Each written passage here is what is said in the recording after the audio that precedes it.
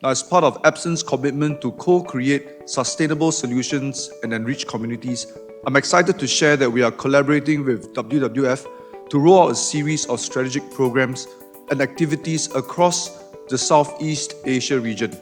Together, we will be scaling marine conservation impact and climate solutions across Southeast Asia by working with youths, citizen scientists, as well as businesses and local communities. Our new partnership with Epson is very, very exciting. It is designed to kickstart and achieve multi-level impact for both marine conservation and climate action at a regional level over the next 2 years. Now, the marine environment of Southeast Asia is incredibly special to me, and for all of us.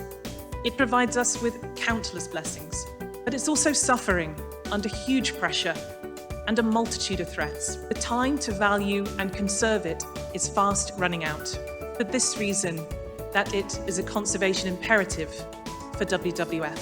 Our office in Singapore is actually the Southeast Asian headquarters, and as such, we're looking for a partner that will have the reach and coverage into this part of the world. And we believe that WWF, with its coverage in this part of the world, will be an ideal partner for us to work with.